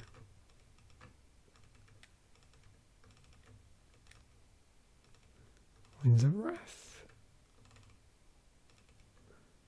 Oh, Plane of Collapse. I thought that said Plane of Chaos for the moment. There's a Megetta. Obliterate. I think a number of these turned up in, there's like a special, maybe I should try and dig these out again. I don't have many of them, and I'm pretty sure I've done unboxings of them. See how they've survived. But if you remember those like foiled cards, but the foiling was slightly different on them. And I remember them when they came out, they were just going for ridiculous money. like the price of them new, like just shot through the roof. Like certain ones weren't as bad, like the ones I bought. Generally the price didn't escalate, but yeah. I think, wasn't there like 12 cards in them? I suppose in some ways they're a little bit like the forerunner to the Secret Lair in some ways, but it's just the only special treatment about them was that they were foiled. They had sort of some theme that, you know, this is my favourite, don't you? Yeah, they had some related theme. But a lot of these, you know, pretty dramatic, and as a consequence have quite a high casting cost. Yeah, it's always fun to look through the rat stuff. Right, and back to good old Negate. So, 1 of the blue, counter target non-creature spell. Pretty straightforward. I think really we're going to get the usual, yeah. So counter spell non-creature. It's stapled to Stronghold Machinist, and it's better than Extinguish. It's 1 in a blue, counter target sorcery spell from, what's the name of that set?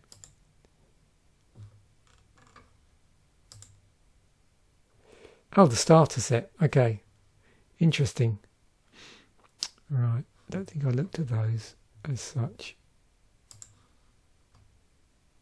But it would, yeah, because it was in Portal, so we did look at these in Portal, but yeah, that's why I recognise it.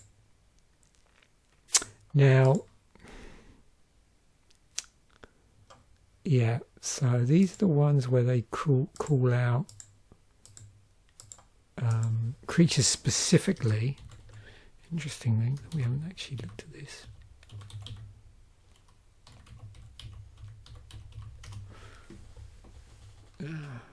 Null Brooch, of course. So there's Negate there from Morning Tide.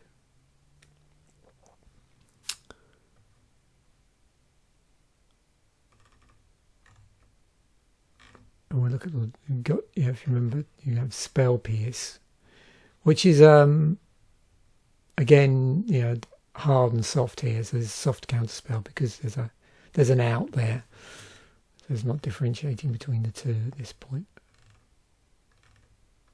We could put the other tag in, I suppose, and filter those out. But the other thing I was curious about is if we go actually back to the card and just bring it up. Have a look at all the prints. So we do release date, ascending. So yeah, there you go. Morning Tide, did I? So I'm curious as to what version did I show here. Oh yeah, I did get it right. Sometimes if it's like close-ish, it won't register and I'll put the different one in. Where do we go?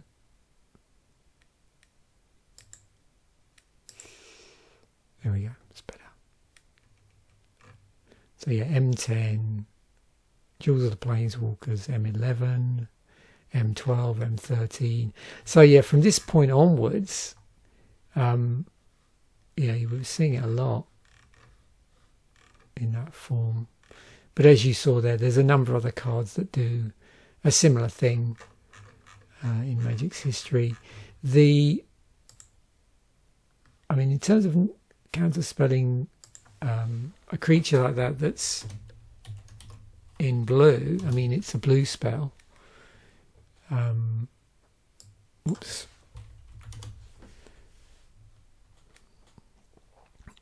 What do you have?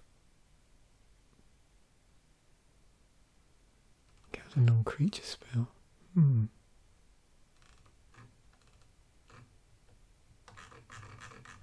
That's interesting.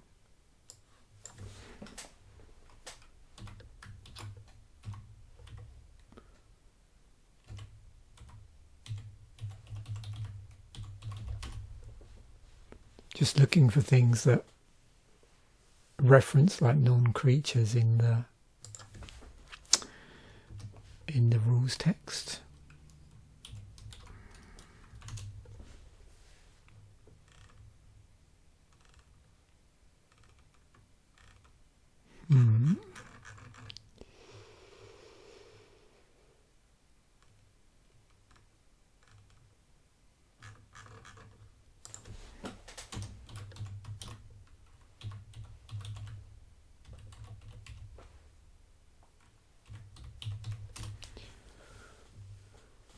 Mystic Remora.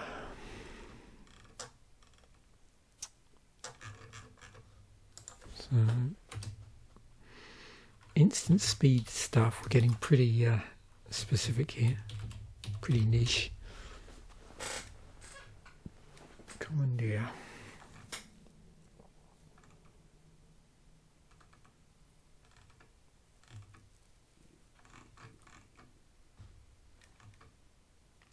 There we go, so it was on this. Okay, so spell, I didn't spot that. Counter target non-creature spell. Right, so Spite, but as part of it was the first time that really fit. Three and a blue as well. Instant speed. Counter target non-creature spell. Yeah, I mean it's got to be instant speed anyway, isn't it? I'm just wondering whether I was never really stuck on a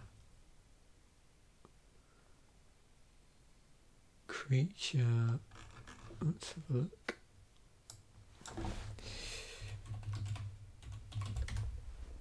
Just curious where it's been on, like as an activated ability. Okay.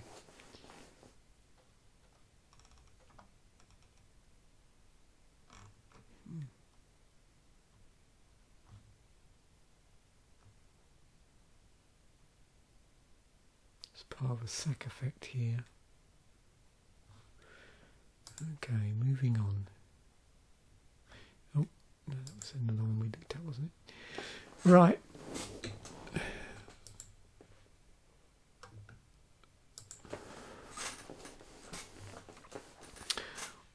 Widen the Biting Gale. Commander 2020 was when it cropped up again. What do they say about this? About self-evasion. Oh, Cycle of Lorwyn Tribal Legends. Let's have a look. Oh, good old Garrett Teague. And yeah, we've been down this rabbit hole before. 8 of them. Oh yeah, was that because of the weird... yeah, in fact, we've got several different combinations going on here, haven't we? So, if I put that in colour order, is that easier to see maybe? Yeah, so white, blue, blue, black, black, red, green, white. There's no red, green. There is, so well, up to here would be allied, so we're missing one.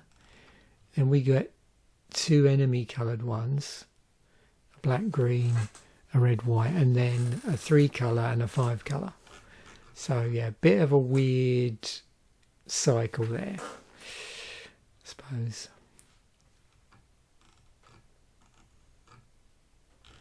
But you can see they're all from Lorwyn. Merfolk. I'm just looking at ones that target specific creature types or name check them. So that's Merfolk, Goblins, Elves, Elementals.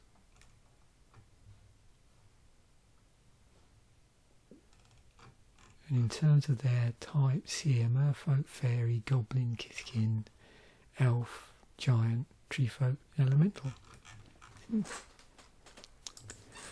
Wispmare.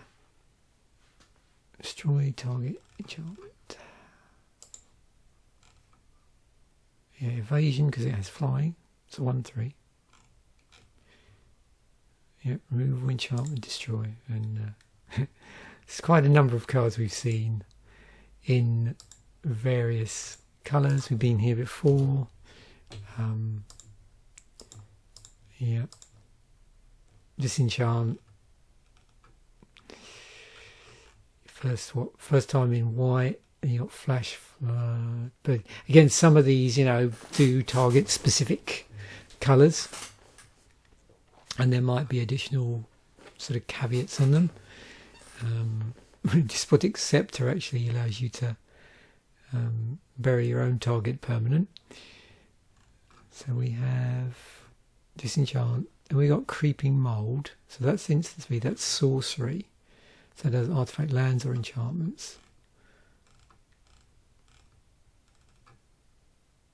Oh, peace and quiet, yeah, remember that. Trevor's Charm has it on there. Or Trevor's, however you say that. Naturalise.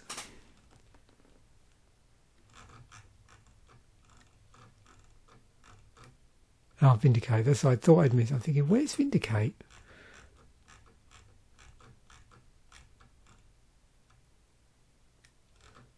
Yeah. Someone on the charm we looked at before.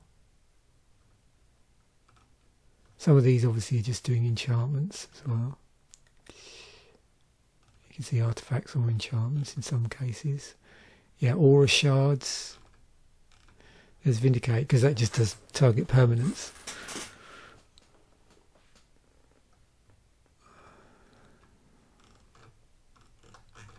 How much is a Vindicate? From Apocalypse 473. Modern Horizons 2, just 69. Eternal Masters.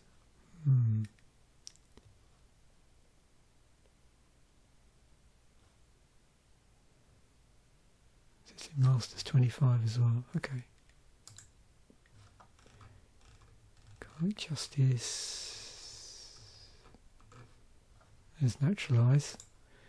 And as we've seen before, you know, cropped up in a few sets. There's a sort of green version. Cool. Okay. Finally, remove soul. Counter target creature spell. Okay, so kicking around a lot earlier. If we do put this in release date order, ascending, and you can see way back from Legends. That's a nice 7th edition Black Border foil one.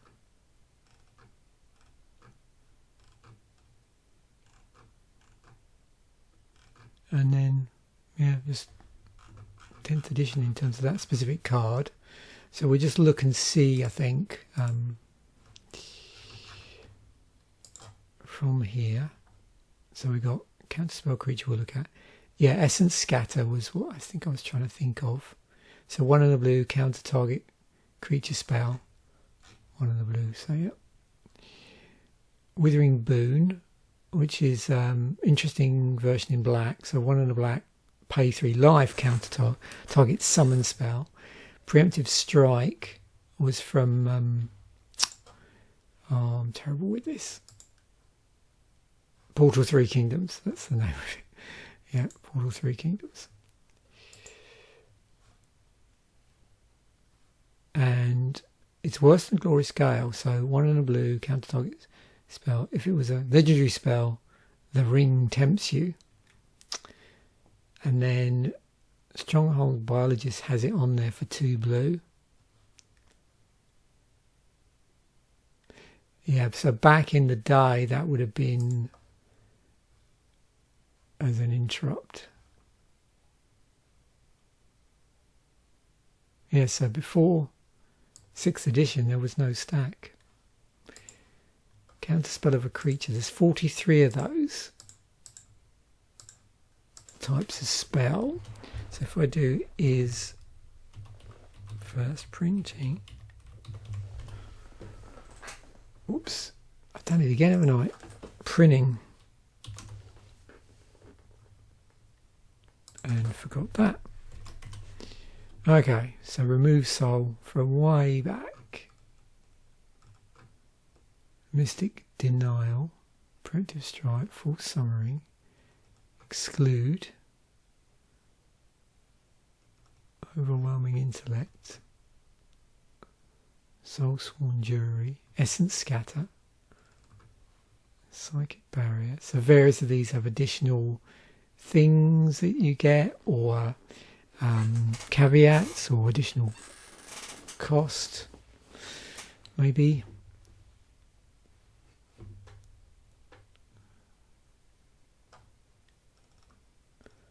Trap Essence. Oh, Nullify, that does targets creature or auras. Probably awry.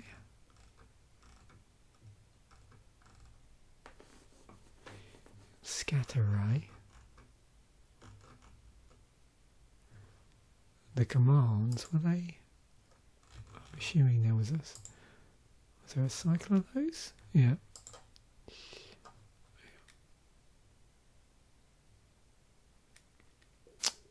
There was indeed.